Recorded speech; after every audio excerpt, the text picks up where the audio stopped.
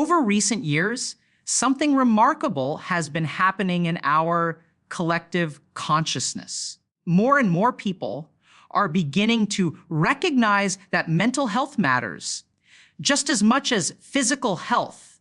That struggles with the mind deserve the same attention and care as struggles with the body. The conversations happening around kitchen tables, in workplaces, and across social media platforms have gradually shifted, becoming more open, more honest, so more willing to acknowledge the realities that so many face in silence. Depression, anxiety, trauma, and various other psychological challenges are no longer quite as shrouded in mystery or shame as they once were.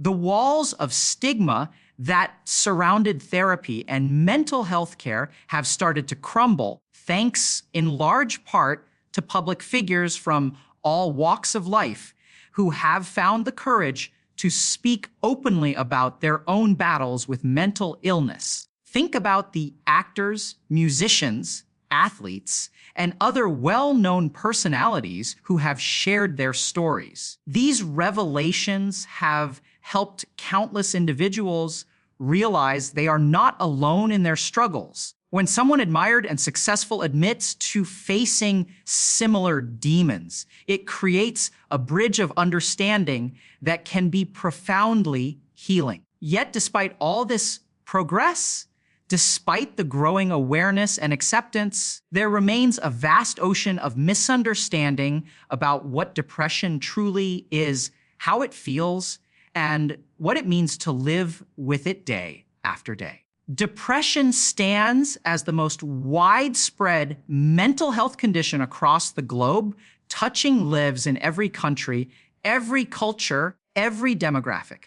But here is something essential to understand: no matter how much research is conducted, no matter how many books are written or documentaries are produced, there exists a fundamental truth that cannot be fully grasped by those who have never experienced it firsthand. Only those who have walked through the shadow lands of depression can truly comprehend its nature, its texture, its weight. There are certain realities, certain experiences, certain moments that belong exclusively to those who know this struggle intimately. Us explore these realities together, these aspects of depression that often go unspoken or misunderstood. Let us walk through the landscape of what it means to carry this burden, not as distant observers, but with the understanding that these experiences are as real and valid as any physical ailment. When you are caught in the grip of depression, one of the most challenging aspects is the sheer difficulty of expressing what is happening inside you. Imagine trying to describe a color that exists only in your mind, or attempting to map a terrain that shifts beneath your feet, even as you speak. The emotional landscape of depression is complex beyond measure, a territory where feelings layer upon feelings in ways that defy simple explanation. Within this inner world, you might encounter waves of profound sadness that seem to have no bottom, moments where hopelessness wraps around you like a heavy blanket, times when you feel utterly helpless to change your circumstances or your state of being. Anger might bubble up unexpectedly, fierce and hot, directed at yourself or your situation or the unfairness of feeling this way. Fear can creep in, whispering terrible possibilities and worst-case scenarios. Shame might settle over everything like dust, making you feel somehow defective or broken.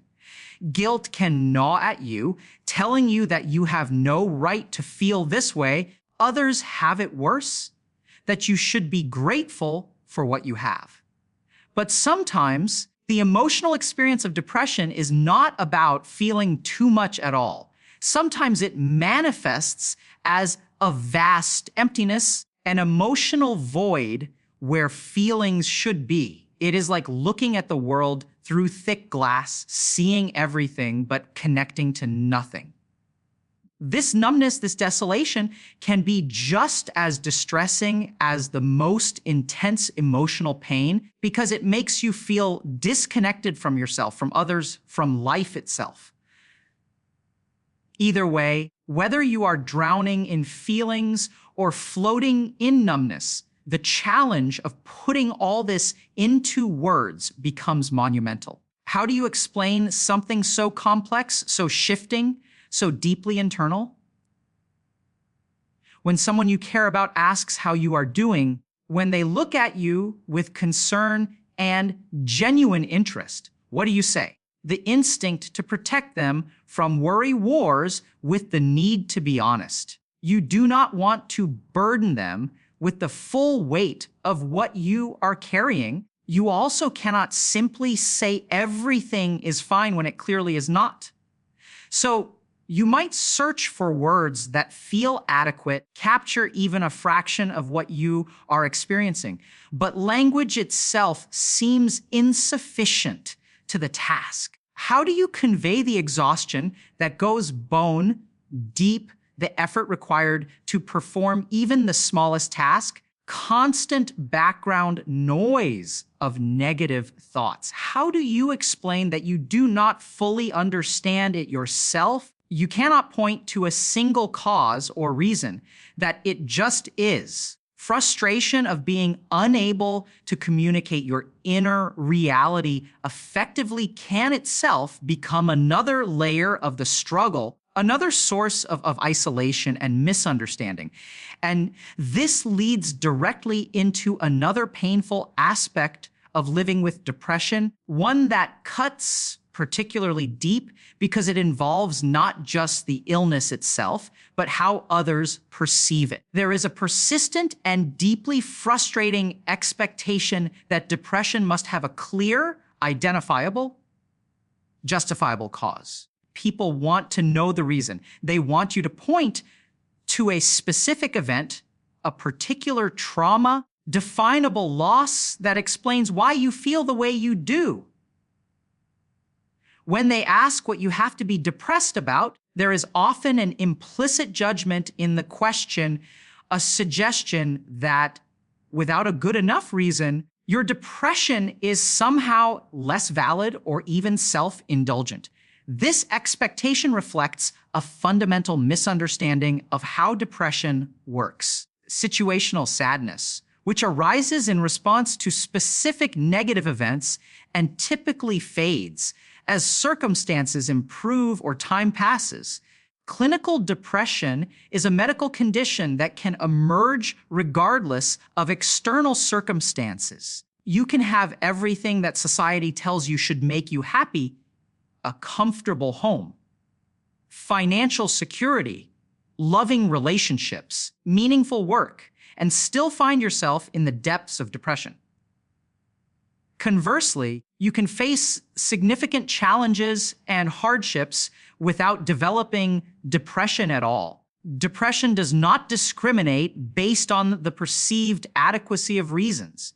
It affects people across all demographics, all socioeconomic backgrounds, all life situations. A person living in apparent comfort and privilege can suffer just as severely as someone facing obvious hardship. Understanding this intellectually, you might recognize that your depression is simply an illness, that it does not need external justification any more than diabetes or asthma does.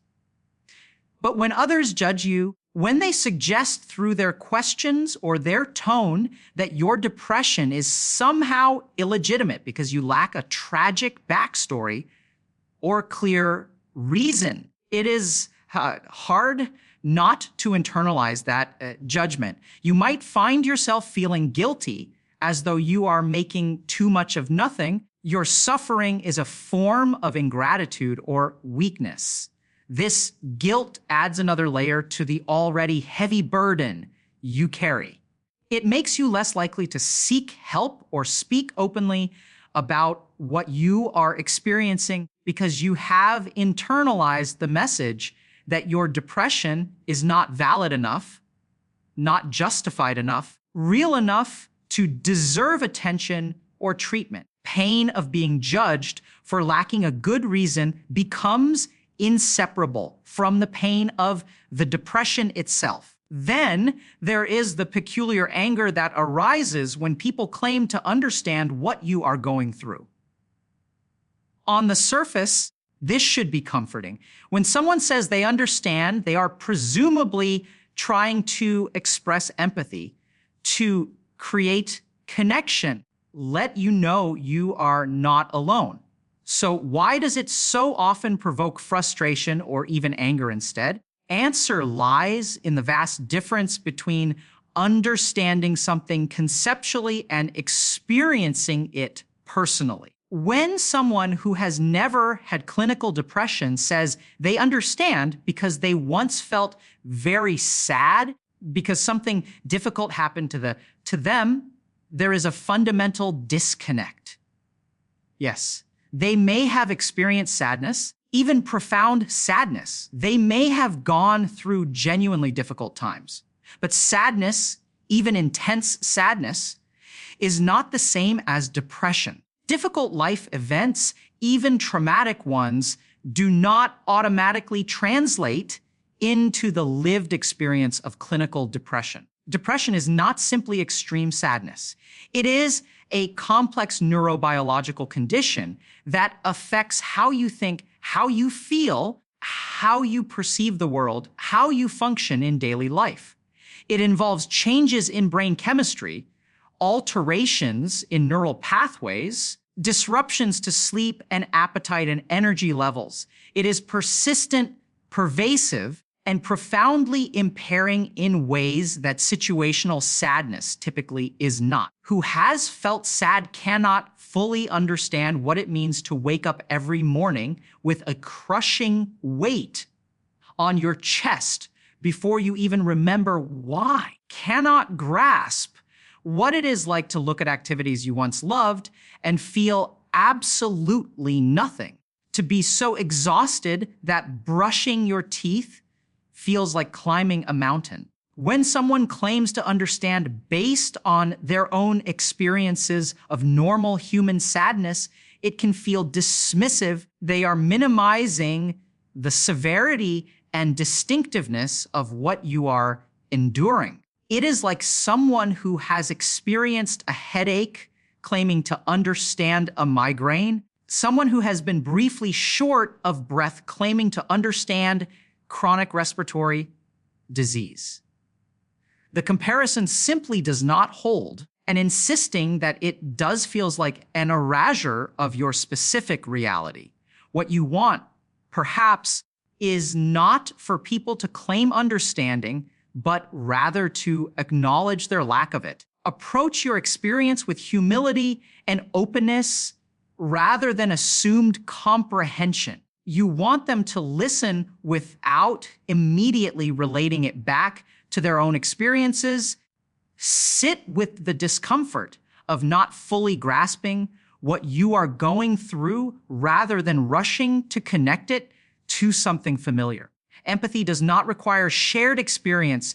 It requires genuine curiosity, patience, and the willingness to bear witness to suffering you cannot fully understand. Among the most devastating aspects of depression is the way it strips away your capacity for joy and enthusiasm. The things that once brought you genuine pleasure and satisfaction. Perhaps you loved to paint, losing yourself in colors and textures and the movement of brush on canvas.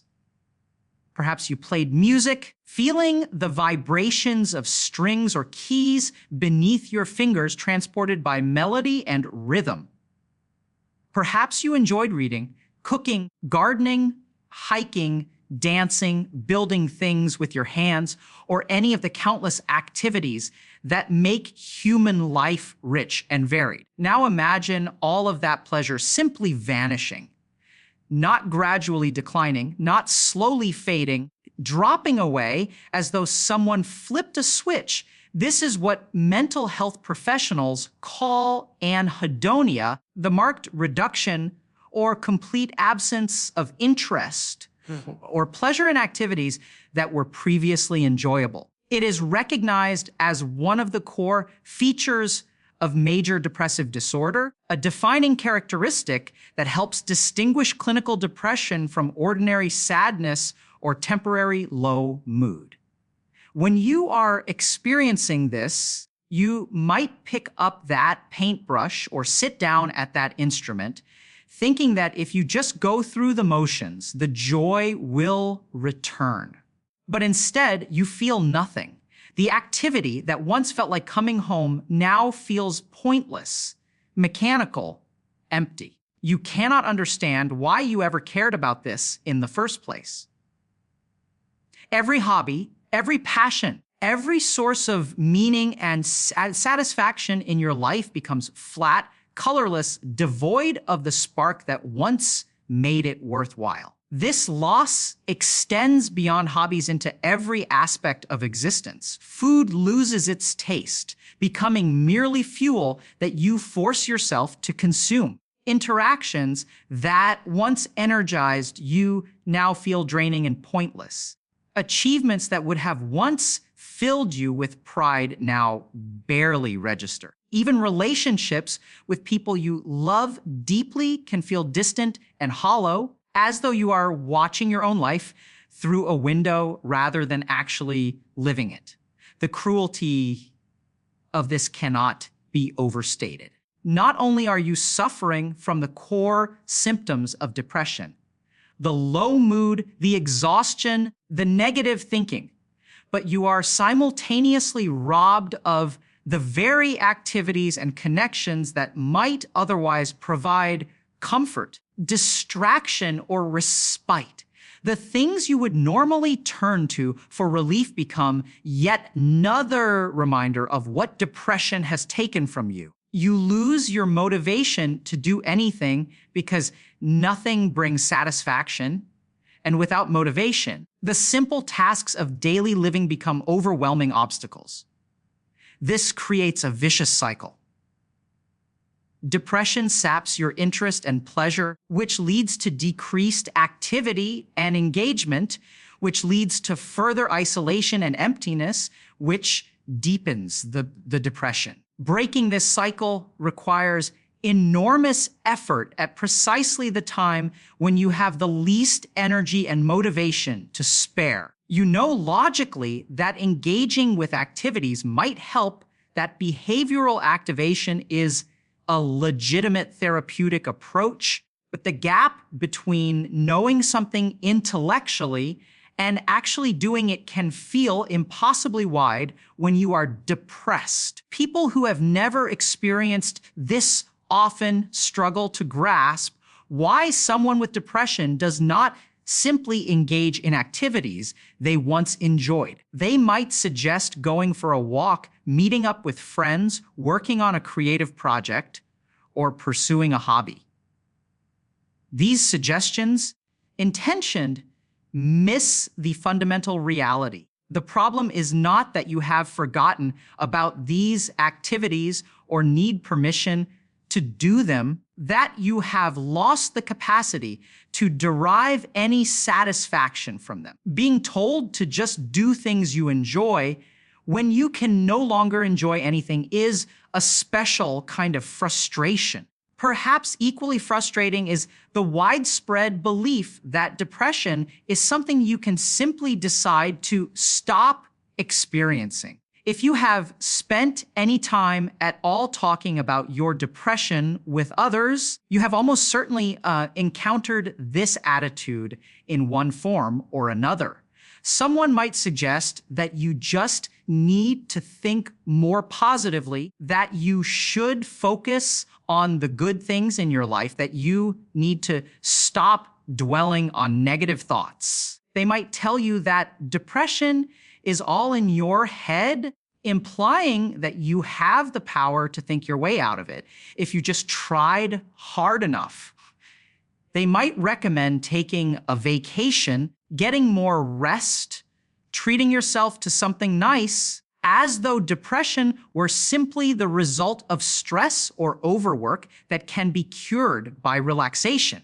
These suggestions reveal a profound misunderstanding of what depression actually is. Depression is not a bad mood that can be shifted by force of will. It is not a thinking problem that can be solved by deciding to adopt a more positive perspective. It is not simple exhaustion that can be remedied by rest. Depression is a legitimate medical condition with biological, psychological, and social components. It involves measurable changes in brain chemistry and function. It responds to specific treatments, particularly therapy and sometimes medication, but it does not respond to simple willpower or positive thinking alone. Telling someone with depression to just snap out of it is roughly equivalent to telling someone with a broken leg to just decide to walk normally, telling someone with poor eyesight to just choose to see more clearly. The problem is not a lack of desire or effort. The problem is an actual condition that impairs functioning in specific ways. No one chooses to be depressed. No one finds it convenient or enjoyable. If willpower alone were sufficient to overcome depression, no one would remain depressed for long. The implication that you could simply choose to feel differently if you really wanted to is not only factually incorrect, but actively harmful. Places responsibility for the illness on the person suffering from it, suggesting that continued depression represents some kind of failure of character or effort, adds guilt and self-blame to the already heavy burden of symptoms.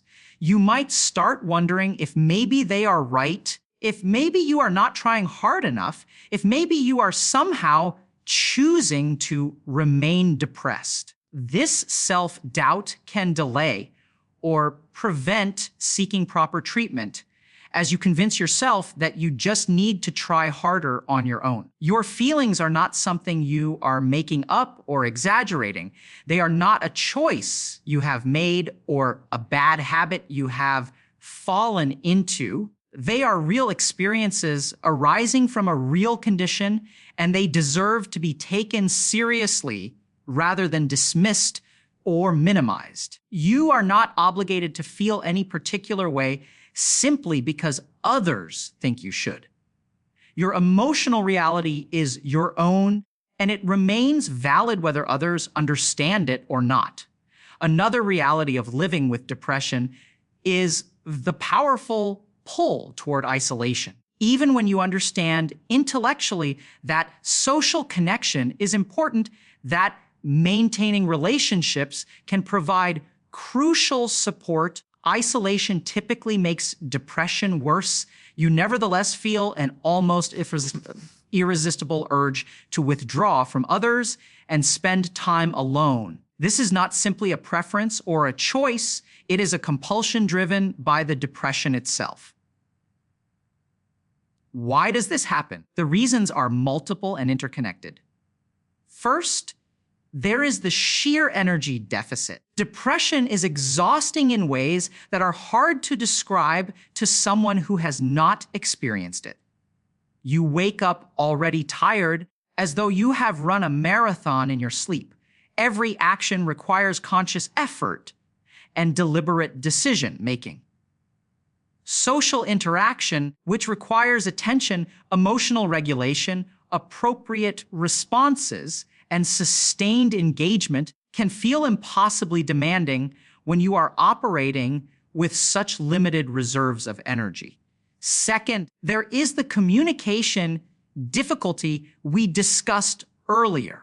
When you struggle to put your feelings into words, when you are dealing with complex emotional states that you do not fully understand yourself, the prospect of trying to explain yourself to others becomes overwhelming. It is easier to avoid the situation entirely than to face the inevitable questions you do not know how to answer. Third, Depression often comes with feelings of worthlessness and inadequacy that make you believe you have nothing to offer in social situations. You might worry that you are bringing others down with your presence. Your inability to participate with genuine enthusiasm or positive energy makes you a burden. You might feel that you are faking your way through interactions, putting on a mask of functionality while feeling hollow inside, and this inauthenticity is exhausting. Fourth, there is often an element of shame involved. Depression carries stigma despite our progress in discussing mental health. You might feel embarrassed about your condition, worried about being judged or misunderstood, concerned that others will see you as weak or broken. Rather than risk exposure and judgment, withdrawal feels safer.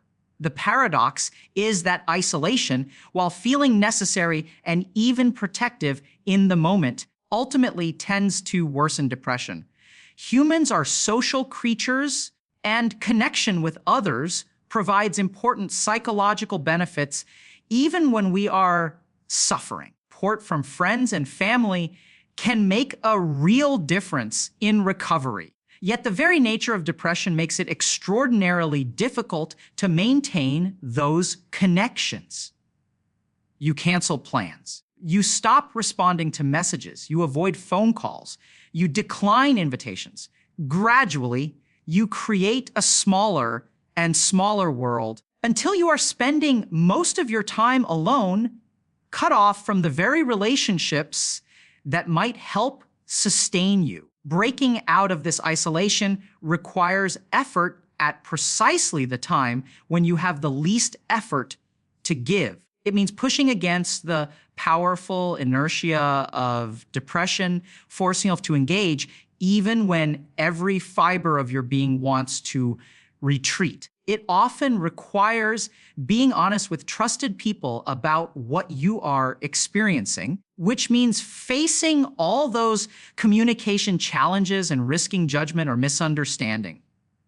It is a difficult balance, respecting your genuine need for rest and recovery while also recognizing that complete isolation serves depression rather than healing. One of the persistent frustrations in living with depression is encountering people who equate it with ordinary sadness. Sadness is a normal human emotion, part of the natural spectrum of feelings that everyone experiences throughout their lives.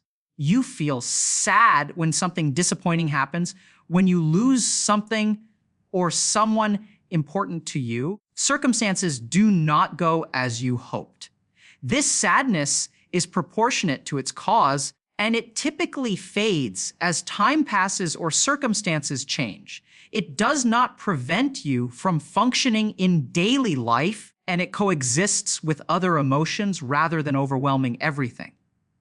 Depression, in contrast, is a clinical condition that goes far beyond sadness. While sadness may be a component of depression, the experience is much more complex and severe. Depression is characterized by persistent low mood that lasts for weeks or months rather than hours or days. It involves physical symptoms like changes in sleep and appetite, fatigue, and sometimes physical pain. It includes cognitive symptoms like difficulty concentrating, making decisions, and remembering things. It often brings feelings of worthlessness, guilt, and hopelessness that are out of proportion to any actual circumstances. In severe cases, it can include thoughts of death or suicide. Perhaps most importantly, depression is not simply a reaction to specific negative events that will naturally resolve once those events are behind you. It is a condition that can arise independently of external circumstances and requires proper treatment to address. While therapy might help someone process feelings of sadness about a difficult life event, treating clinical depression typically requires more intensive intervention, possibly including medication to address underlying neurobiological factors.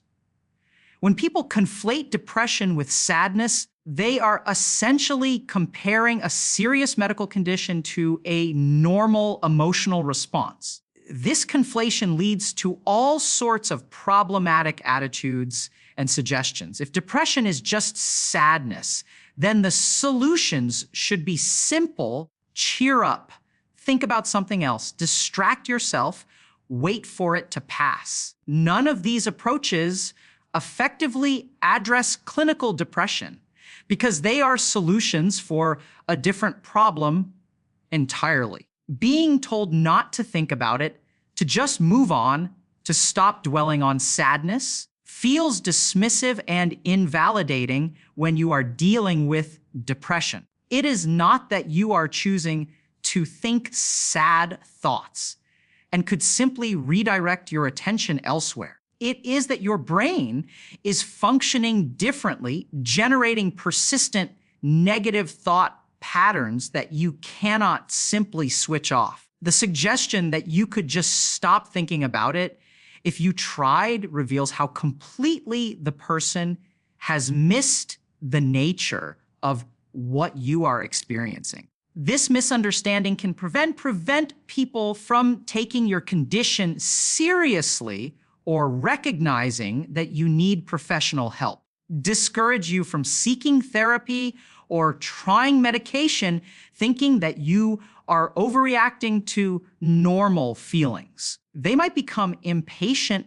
with how long your depression lasts, expecting it to pass quickly like sadness would. They might judge you for not improving through simple self-care measures, not understanding that depression requires more comprehensive treatment. Closely related to the confusion between sadness and depression is the broader problem of people not taking mental illness seriously as a legitimate medical condition. Despite advances in neuroscience, despite extensive research into the biological basis of psychiatric conditions, despite the clear evidence that mental illness involves measurable changes in brain structure and function, people continue to view mental health conditions as somehow less real than physical illnesses. Part of this skepticism stems from the fact that mental illness,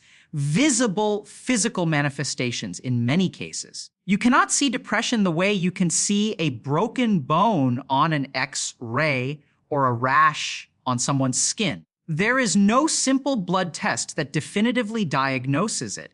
The symptoms are largely internal and subjective, described by the person experiencing them rather than directly observable by others. This invisibility can make mental illness seem less concrete, more ambiguous, easier to doubt or dismiss.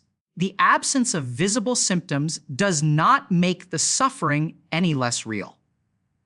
If you can feel it, affects your thoughts and emotions and behaviors and functioning, then it exists. The pain of depression is as genuine as the pain of any physical injury, even though it cannot be photographed or measured with standard medical instruments. The impact of depression on your ability to work, maintain relationships, care for yourself, and engage with life is observable and significant, even if the condition itself is invisible. When others downplay the reality of mental illness, when they suggest it is all in your head in a way that implies it is not real or not serious, creates a deeply isolating experience. You already feel disconnected and alone because of the depression itself. Now you are also being told that what you are experiencing is not valid, that you are somehow making it up or exaggerating, that you should be able to simply get over it if you tried hard enough. This invalidation compounds the suffering and can make you doubt your own perceptions and experiences. You might start to wonder if maybe they are right, if maybe you are making too much of your symptoms, if maybe you are weak or attention seeking or dramatic. This self-doubt can prevent you from seeking the help you need, advocating for yourself in medical settings, from being honest about the severity of your symptoms. You might downplay what you are experiencing in an attempt to seem more normal, more capable, less troubled.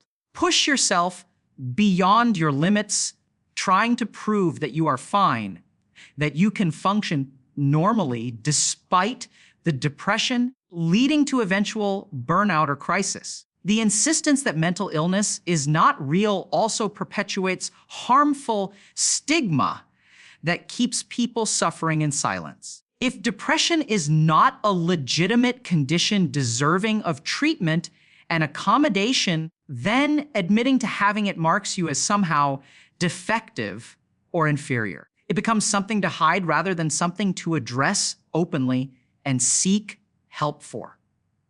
This stigma has real consequences, including delayed treatment, inadequate care, discrimination in employment, and other settings.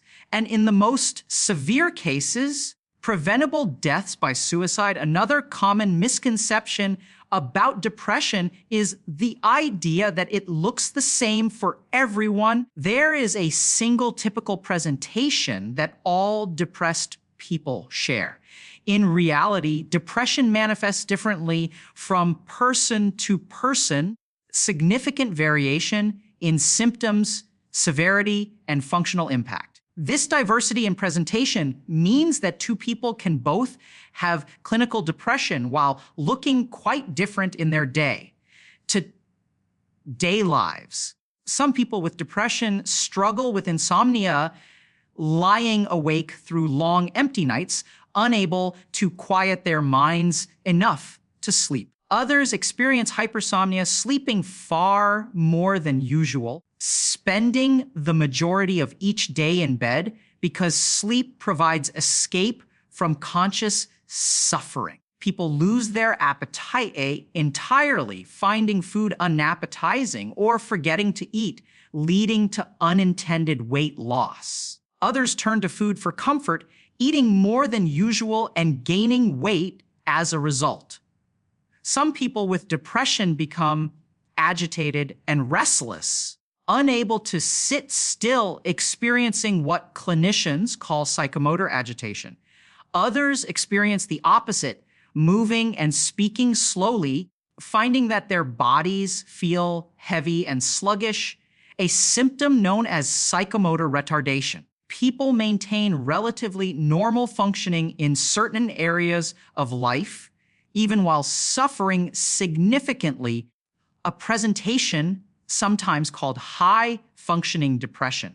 They might continue working, maintaining relationships, keeping up appearances, internally struggling with all the cognitive and emotional symptoms of depression. To outside observers, not seem depressed at all. Others find that depression renders them almost completely unable to function. Getting out of bed feels impossible. Basic self-care like showering or eating becomes a monumental challenge. Work or school attendance drops off. Social contact dwindles to nothing. The person might spend days or weeks in their room, disconnected from normal life, unable to muster the energy or motivation to engage with the world. None of these presentations is more valid or more severe than the others. Depression that allows for some continued functioning is not less real or less worthy of treatment than depression that causes obvious impairment. Depression that manifests primarily through sleep and appetite changes is not fundamentally different from depression that manifests primarily through mood and motivation changes. All of these are legitimate expressions of the same underlying condition. The diversity in how depression presents creates challenges for recognition and understanding. Expecting depression to look a certain way might not recognize it in someone whose symptoms differ from that expected pattern. Person maintaining their work performance and social obligations might be told they cannot really be depressed if they are still functioning, which is both inaccurate and harmful. Conversely, whose depression manifests primarily through physical symptoms like sleep and appetite changes might be told they seem fine emotionally, missing the full picture of their experience. This variation also means that what helps one person with depression might not help another. The treatments, coping strategies, and supports that prove effective are often highly individual. People respond well to certain medications while others do not. Find cognitive behavioral therapy most helpful while others benefit more from different therapeutic approaches. Find that exercise helps their mood while others find it difficult or unhelpful. There is no universal prescription for managing depression, which makes the recovery process more complex and sometimes frustrating. Understanding that depression looks different for different people should encourage more openness and less judgment about what counts as real depression. It should make us more willing to believe people when they describe their experiences, even if those experiences do not match our assumptions or expectations. It should remind us that comparing struggles is neither useful nor appropriate. Each person's experience is valid on its own terms. Yet amidst all the challenges and struggles, there is something important that people with depression often come to understand, a perspective shift that can be genuinely meaningful. When you are dealing with depression, when even the smallest tasks require enormous effort, you learn to recognize and value victories that others might not even notice. This is not about settling for less or lowering standards. It is about acknowledging reality and finding ways to mark progress even when that progress looks different from what you once expected. Did you manage to get out of bed today rather than spending the entire day under the covers? That is an achievement worth recognizing. Did you take a shower, brush your teeth, put on clean clothes? These basic acts of self-care that most people perform automatically without thinking become significant accomplishments when you are fighting depression. Did you eat something, even if it was just a snack, rather than a full meal? Did you respond to a text message or have a brief conversation with someone? Did you step outside, even just to your front door or mailbox? Did you do one small task, one piece of work, one tiny step toward whatever needs doing? All of these things that might seem trivial or insignificant to someone who is not dealing with mental illness represent real victories when you are depressed. They are evidence that you are still trying, still fighting, still moving forward, even when every instinct tells you to give up. They are proof that you have not surrendered completely to the depression. You retain some agency and capacity even in the midst of suffering. Learning to celebrate these small victories serves several purposes. It provides a way to counter the relentless negativity and self-criticism that often accompanies depression. Instead of focusing exclusively on everything you are not doing, on all the ways you are falling short of previous functioning, you can acknowledge what you are managing to do despite significant obstacles. This shift in focus, even a small one, slightly lighten the heavy weight of negative thinking. Second, recognizing small victories helps combat the sense of hopelessness that pervades depression. When you can see that you accomplish something today, even something small, it provides evidence that you are not completely helpless. Your actions still matter. That progress is possible. Over time, these small victories can accumulate into larger improvements. Even before that happens, they serve as reminders that you are still present, still engaged, still trying. Third, celebrating small victories aligns with therapeutic approaches that emphasize behavioral activation and incremental progress. Rather than waiting until you feel motivated or energized to take action, you take small actions and then acknowledge them, gradually building momentum and engagement. Each small victory makes the next one slightly more possible. The important thing to understand is that these victories are genuinely worth celebrating on their own merits, not just as stepping stones to something else.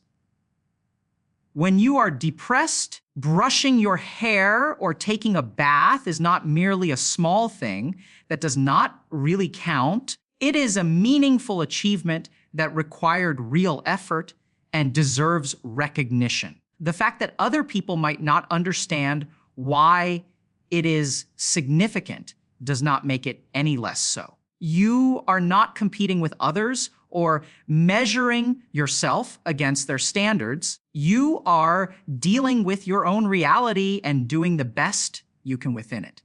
This perspective also reminds you that recovery is not linear. Healing happens gradually through accumulation of small steps rather than dramatic sudden changes. On days when you accomplish several of these small tasks, you can recognize that as a good day, a day worth holding on to when harder days come. On days when you manage only one or two, or even none at all, you can remember that tomorrow offers new chances. Setbacks are part of the process, that you are not failing simply because progress is slow or inconsistent. None of this is meant to suggest that small victories are enough, that managing basic self-care is the ultimate goal, or that you should be satisfied with simply surviving rather than truly living. The point is rather that when you are in the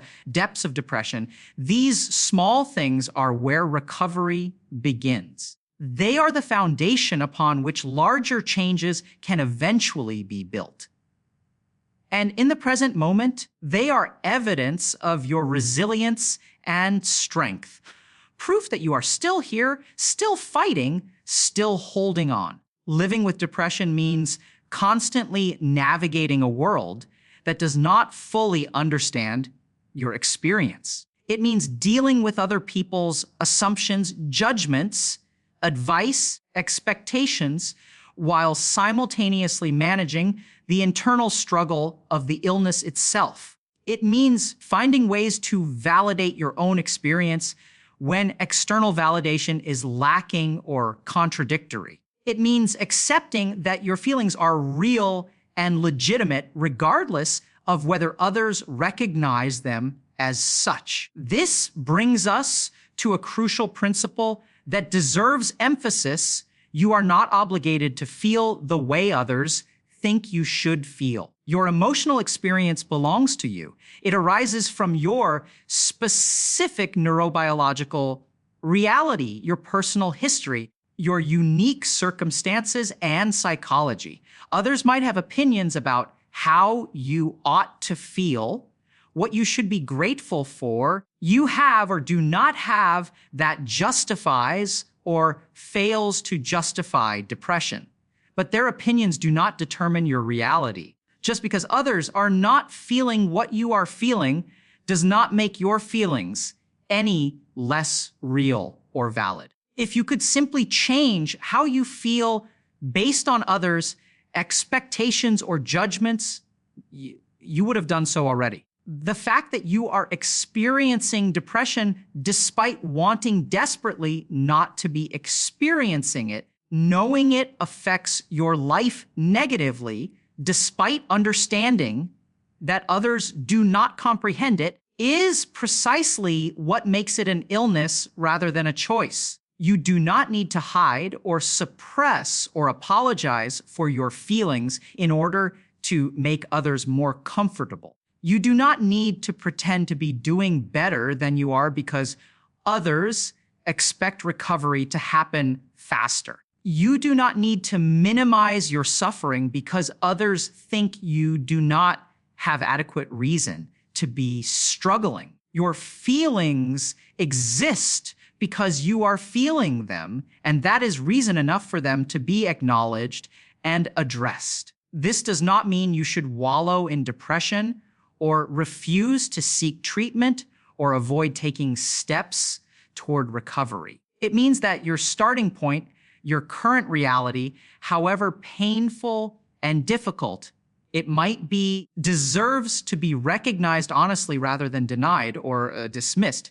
You cannot begin healing by pretending you are not sick. You cannot recover by forcing yourself to feel things you do not feel or denying things you do feel. Authentic healing requires first acknowledging where you actually are, what you are actually experiencing, what you actually need. When you are in the grip of depression, when every day feels like an enormous challenge, when the future seems impossibly bleak, it can be hard to believe that things might get better. The hopelessness that characterizes depression makes it difficult to imagine a different future, a time when you might feel more alive, more engaged, more capable of experiencing joy and connection. But here is something important to hold on to even when you cannot quite believe it. There is always the possibility of improvement. Things can get better. Many people who have struggled with severe depression have found their way back to more meaningful, satisfying lives. This does not mean that recovery is easy or that it happens quickly or that it follows a smooth upward trajectory.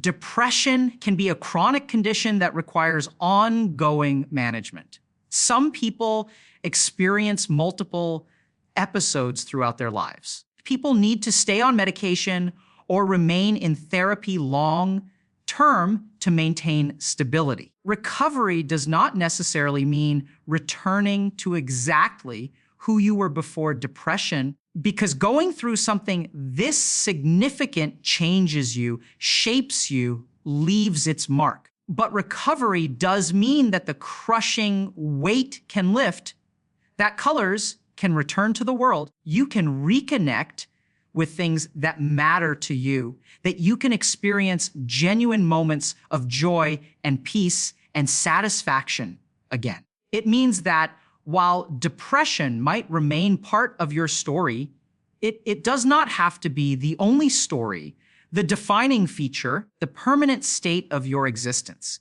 Professional help makes a significant difference in the trajectory of depression. Therapy provides tools for managing symptoms, challenging negative thought patterns, developing healthier coping strategies, processing underlying issues that might be contributing to depression. For many people, medication helps correct neurobiological imbalances that therapy alone cannot fully address. The combination of therapy and medication is often more effective than either approach alone. The specific treatment that works best varies from person to person. Seeking help is not an admission of weakness or failure. It is an act of courage and self-advocacy, a recognition that you deserve to feel better and that you are willing to take steps toward that goal. Professional treatment provides knowledge and support that you cannot easily access on your own. Therapists and psychiatrists have specialized training in understanding and treating depression. They can offer perspectives and interventions that friends and family, however well-meaning, simply cannot provide. Beyond professional treatment, recovery often involves gradually rebuilding the life that depression has disrupted. Means slowly reconnecting with people you have withdrawn from, tentatively trying activities you used to enjoy, establishing routines that support mental health, learning to recognize warning signs of worsening symptoms, developing plans for managing difficult periods, and building a support network that understands your needs. It involves learning about yourself, what triggers your symptoms, what helps you feel better, what warning signs to watch for, resources to turn to when you are struggling. It involves being patient with yourself through setbacks and challenges, recognizing that some days will be harder than others, accepting that recovery is not linear. It involves celebrating those small victories we discussed earlier, while also working toward larger goals and broader healing. Most importantly, recovery involves holding on to hope even when hope feels impossible. This might mean borrowing hope from others at times when you cannot generate it yourself, trusting that your therapist or loved ones who believe things can improve might be right even when you cannot see it. It might mean taking next steps even when you do not fully believe they will help, acting as if recovery is possible even when you doubt it. Might mean simply deciding to keep going, to get through one more day, and then retreat, continue another, and then another. The fact that you are still here, still reading this, still thinking about your experience with depression suggests that some part of you has not given up. Some part of you is still looking for understanding, for validation, for ways forward. Part, however small it might feel, is worth listening to and nurturing. That part knows something that depression tries to obscure. Your life has value, that you matter, that there are possibilities beyond your current suffering. None of this is meant to minimize how hard depression is or to suggest that recovery is simply a matter of choosing to get better or thinking positively enough. Depression is genuinely difficult, genuinely painful, genuinely impairing. The struggle is real, and it deserves to be acknowledged as such. But alongside that acknowledgement of difficulty, there can also be an acknowledgement of possibility, of the fact that many people do find their way through depression to more satisfying lives on the other side. Your experience of depression is uniquely yours, shaped by your particular biology, psychology, history, and circumstances. No one else can fully understand exactly what it feels like to be you, to live in your mind, to carry your specific burden. You are not alone in facing this challenge. Millions of people around the world are navigating similar struggles, dealing with the same illness in their own ways, fighting the same fight against hopelessness and despair and emptiness. Of those people have made it through to the other side. They have found treatments that work for them, developed skills for managing symptoms, rebuilt lives that feel meaningful despite the shadow of depression that sometimes still falls across them. Their existence proves that recovery is possible, that depression does not have to be a permanent state. There is legitimate reason for hope even in the darkest moments. Your story is still being written. Current chapter might be dominated by depression, by struggle, by pain and difficulty and challenge. But it is not the final chapter. There are possibilities ahead that you cannot currently see, opportunities for growth and healing and change that depression obscures from your view. Things that seem impossible now might become possible later. Feelings that seem permanent might shift and change.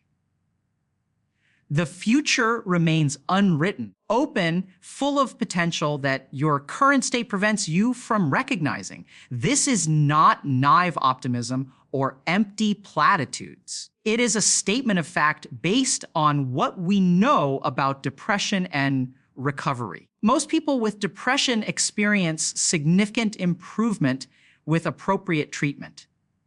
Many people go on to live full, rich, meaningful lives despite having struggled with depression. The condition is treatable even if it is not always curable in the sense of being permanently eliminated. Management is possible. Symptom reduction is achievable. Better days exist beyond the current darkness. What matters most right now is that you continue taking care of yourself as best you can, that you reach out for help when you need it, that you remain open to the possibility of improvement even when you cannot quite believe in it. What matters is that you do not let depression convince you that this is all there is, that nothing will ever change, that you might as well stop trying. Those are lies that depression tells, distortions that the illness creates. They feel true in the moment. They are not accurate reflections of reality. The reality is that you are dealing with a legitimate medical condition that affects millions of people. The reality is that effective treatments exist. The reality is that many people recover or learn to manage their symptoms successfully. Reality is that your feelings, however painful and difficult, are valid responses to an illness, not character flaws or personal failures. Reality is that you deserve help, support, compassion, and care just as much as anyone dealing with any other health condition. Path forward might not be clear right now. The steps to take might feel overwhelming or uncertain. The destination might seem impossibly far away. But the path exists nonetheless, and others have walked it before you and found their way through. You do not have to see the entire journey to take the next step. You do not have to feel hopeful to act in ways that might eventually lead to hope. You do not have to believe recovery is possible to try things that might bring it closer. Every small action you take to care for yourself, to reach out for help, to keep going despite the difficulty, is an act of resistance against depression. It is a refusal to let the illness have the final word. It is an assertion that you matter, that your life has value. There are things worth holding on for even when you cannot currently name or feel them. These actions might not feel significant in the moment, but they accumulate over time into something larger, something meaningful that creates the possibility for change. So if you are struggling with depression right now, please know that your experience is real and valid. Please know that you are not alone, even when isolation makes it feel that way. Please know that help is available and that seeking it is a sign of strength rather than weakness.